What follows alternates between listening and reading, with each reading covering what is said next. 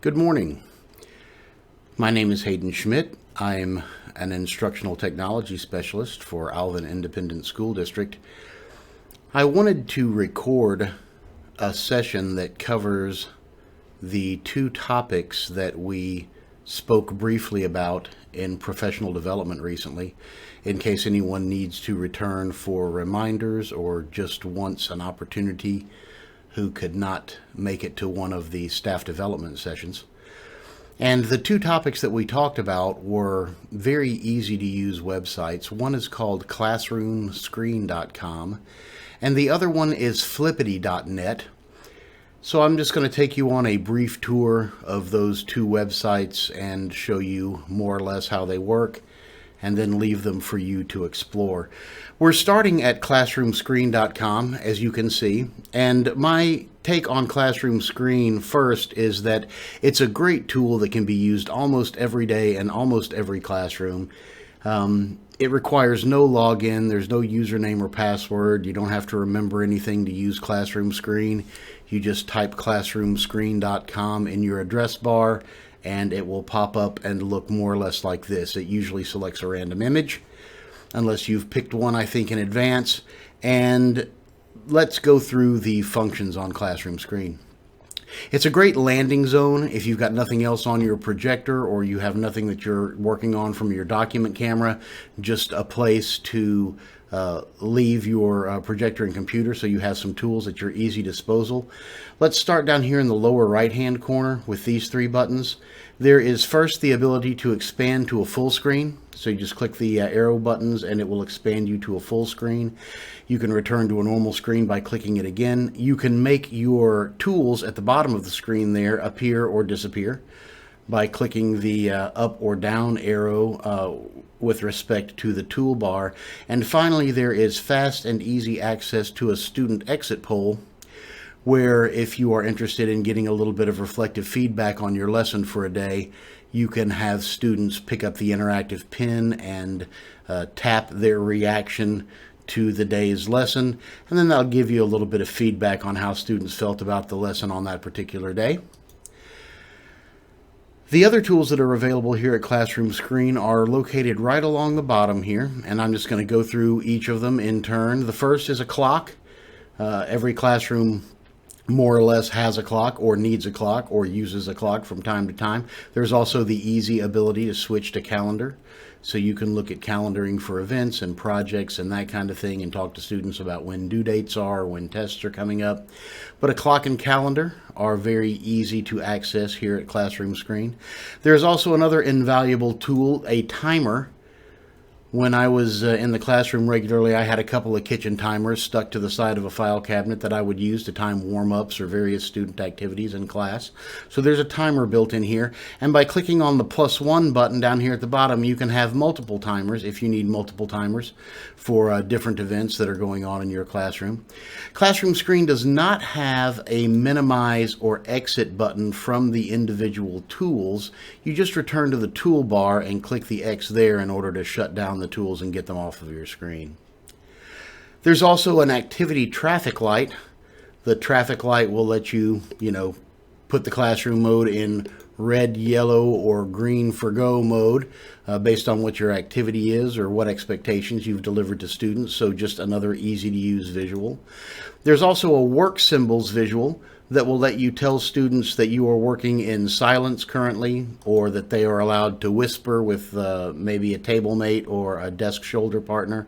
There is a Ask Neighbor setting so that if student expectations understand what is allowed for speaking when they are asking a neighbor a question. There's also a Work Together, which is kind of a free form. Again, each of these expectations would need to be discussed and set with students in advance so that they know how their behavior should be modified depending on the symbol that's available on the screen. But it is, again, yet another visual cue to students for what activities are going on in the classroom. There's a text box that you can pull open. The text box lets you list either agenda items for a day or learning and language objectives or anything else that you would want to type out and just leave in a posted kind of way on the front of the projector to catch their attention. Most of the tools that you would see available in a simple word processor are available here, including font size and color, underlining, those kind of things. So just a way to get text on the screen very easily. There are two kinds of drawing tools. There is boxed, a window drawing tool where you're just drawing inside the window on the screen, and you can do it from a or if you've got an interactive pen, you can use a pen in order to draw on the screen there. And then in addition to the boxed mode, there's a full screen drawing mode if you are more interested in using the full extent of your projection area as a writable whiteboard. So a couple of drawing tools here at Classroom Screen. There's a QR code generator. The QR code generator I like particularly because it prevents you from having to go to a website and generate a QR code and cut and paste that QR code someplace else. Some QR code generators want you to actually have a login and an ID, or if you create more than a certain number of QR codes in a period of time, they want you to pay. This is a very easy one to use, and it's easy to change it instantaneously. If I want to go to Nat Geo, for instance, all I have to do is type natgeo.com and hit enter, and you can see it changes the QR code. You can also adjust the size of the code by using the plus button. So if students are having a difficulty because of resolution getting their phone or device to zap the QR code, usually increasing the size will help resolve that issue. So you can make it a little smaller or a little larger depending on your needs. But a quick QR code generator is built into Classroom Screen. There's also a sound leveler available. So it asks you the very first time to give it permission to access the microphone. So I'm going to say allow. And if you're in lecture mode like I am now with a pretty full voice, it's going to appear to be red barred out. But you can adjust the sensitivity, turn it down, and then you can adjust the level at which the meter goes red, so you have a little bit of control over the volume level in your classroom. You can again set classroom expectations or award some benefits or penalties depending on how loud the classroom gets or how frequently. Again, just another tool to help you control the classroom environment a little bit. There's a random name generator. We're going to look at what is a better random name generator, in my opinion, next door at Flippity when we move over to our next website. However, if you are just interested in typing in a quick group 1, group 2, group 3, and then randomizing who's going to get to give their feedback first or something along those lines, this can be an easy-to-use tool, very quick, and again, right here on the desktop in Classroom Screen. And then finally, there is a background changer, so you can select the background you want. I'm kind of fond of Proud Patrick here. He is a meerkat who is clearly in his Tinder pose, as opposed to his Facebook or LinkedIn pose. So there's also the ability to change languages. I'm not going to switch languages right now, but you understand if you would prefer to have the buttons and labels in Spanish, you are free to do that, or a handful of other languages. There's the basic tour of Classroom Screen. So a handful of tools, a clock, a timer, a traffic light, some work symbols, a text box, a couple of different drawing tools, QR code generator, sound leveler, random name generator, and background changer. The background changer does allow you to upload your own images or go alive with a live web cam, so you can take a view of the classroom, for instance, if you've got a cam that can face the right direction, and leave that up there as your background image. But classroomscreen.com, a very easy to use tool in almost every classroom every day. The next thing we're going to take a look at is Flippity. Flippity is a website that allows you to take data that is in a Google spreadsheet and use it to be manipulated a number of different ways by Flippity.com and turn it into a bunch of different classroom products. So let's just take a scroll down the list here and take a look at what's available. I'm not going to name every one, but I'm going to name the ones that I think are probably most useful in classrooms. So the flashcards and the quiz show is a great review game. It's reminiscent of the old Jeopardy game that was played on the Microsoft PowerPoint presentation that got to be a little burdensome maybe to edit, to change easily. There's a random name picker, which can be used, again, almost every classroom every day. There's some manipulatives that students can drag and drop around the screen. There is a timeline generator. There's a typing test, although there are more powerful typing tutors out there in the world other than the ones that are in Flippity. But it's got, for introductory vocabulary, some spelling words, word search, crossword puzzles, word scrambles. A hangman game has survived even in today's cultural milieu. I don't know how much longer we can expect to see Hangman out there on Flippity, but it's there for now.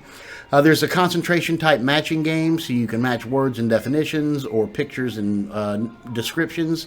There's Mad Libs. I loved Mad Libs when I was a kid. There are some mix and matches that will allow you to set categories, and students have to drag and drop into the appropriate column the characteristics.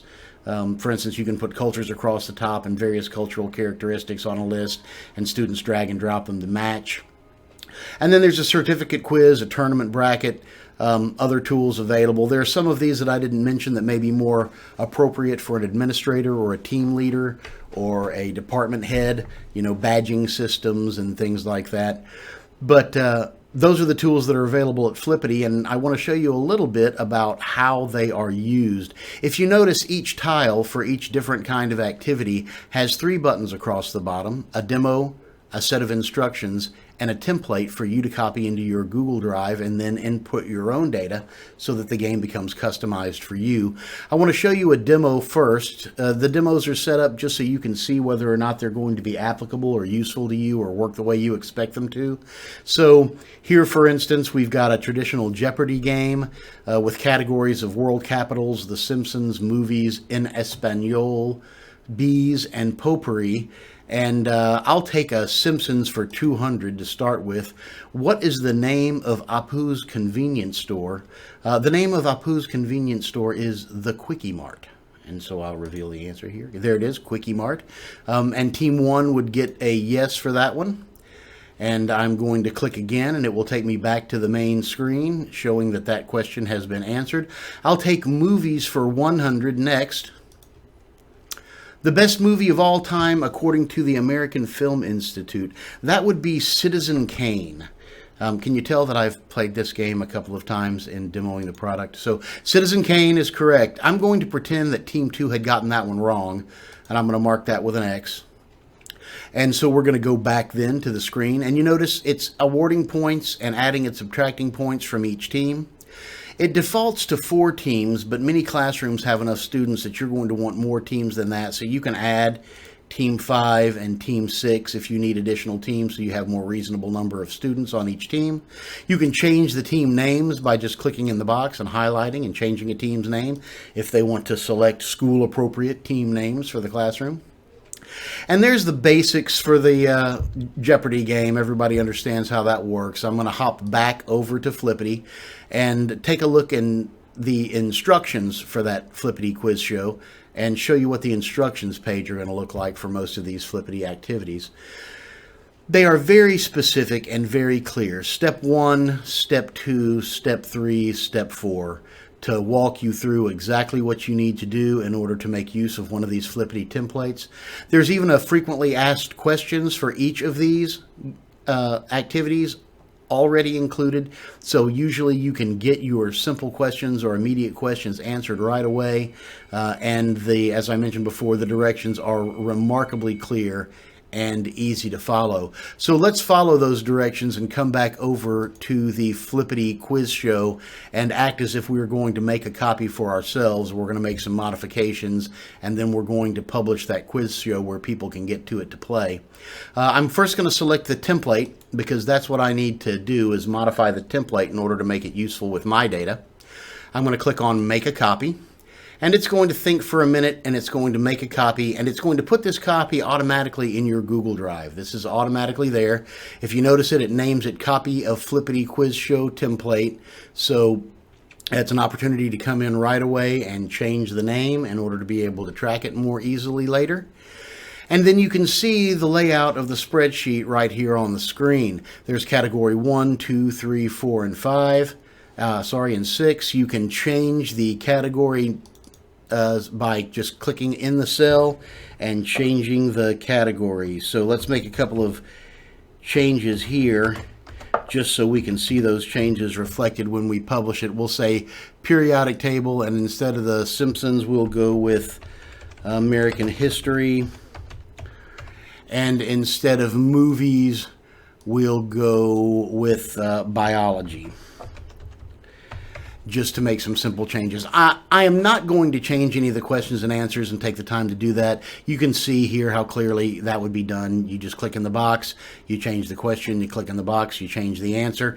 If you want to use images here, that is absolutely possible. Just use insert image, and away you go.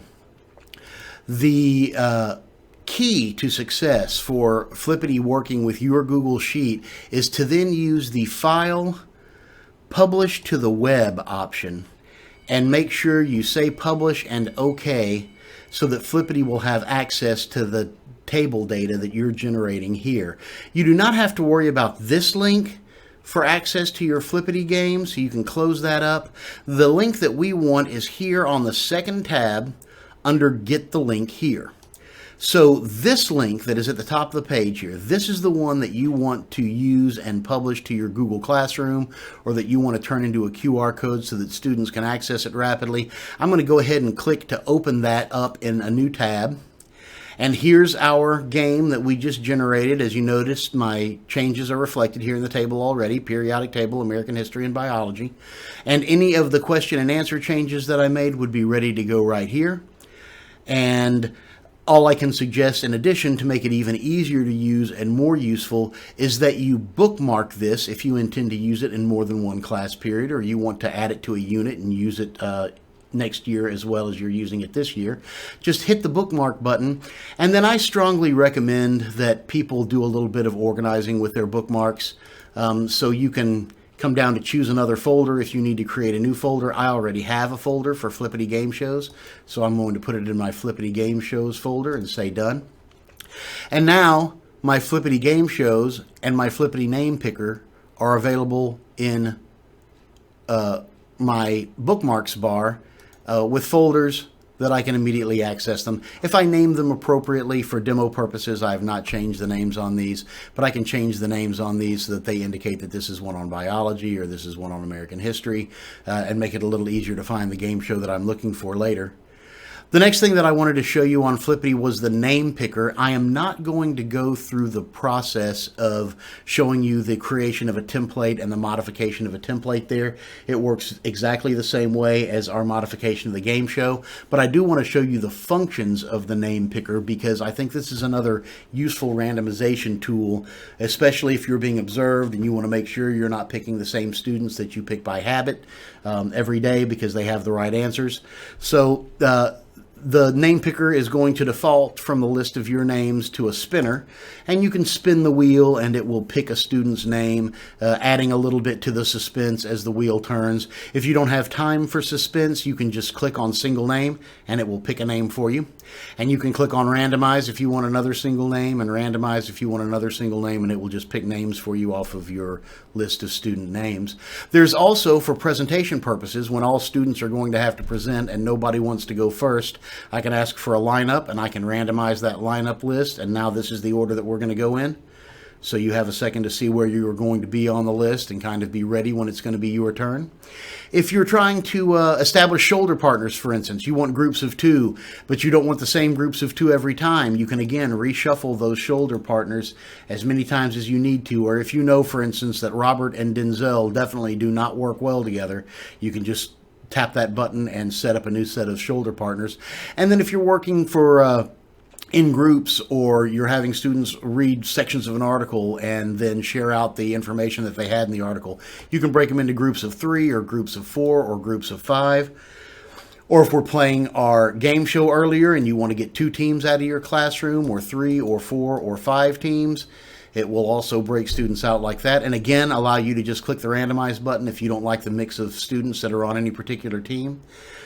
The more button will lead you to even more ways to sort your students. So quite a few, all the way out to a very large number of teams and sorting them for a gift exchange. The seating chart is one that I want to point out to you just briefly. My daughter had a science teacher who, in order to fight territoriality in the classroom, would every single day assign students a new seating chart. I know that's probably beyond what most of us are going to do in the classroom, and it really does break the territorial habit that humans have to come in every day and have to check the seating chart to see where they're going to be for that particular day. They must totally give up ownership of a desk in the classroom in that case. You can add columns and rows to your seating chart. It does not allow you to drag and drop if you don't have a fairly standard distribution of desks. That's kind of the weak point for this particular tool. But all things being equal, Flippity is a fantastic set of tools to be able to use in a classroom and just kind of mix up the way you do your standard activities. Any of these links for a word search or a crossword puzzle that you wanted students to do individually could be linked into a Google Classroom or turned into a QR code so that they can just tag it on the screen and do a particularly quick and easy kind of warm-up activity or fun activity that's going to lead them to that information in a new way. Now, admittedly, most of these are very basic. The word scrambles, these aren't deep knowledge kind of games. They're very much drill games, or they're introductory kind of information that you can deliver in the forms of new vocabulary and that kind of thing. But still, a different way of presenting material than you may have had available to you in the past. Very easy, very fast, and I would just recommend both Flippity and Classroom Screen strongly for tools that teachers can use every day in the classroom.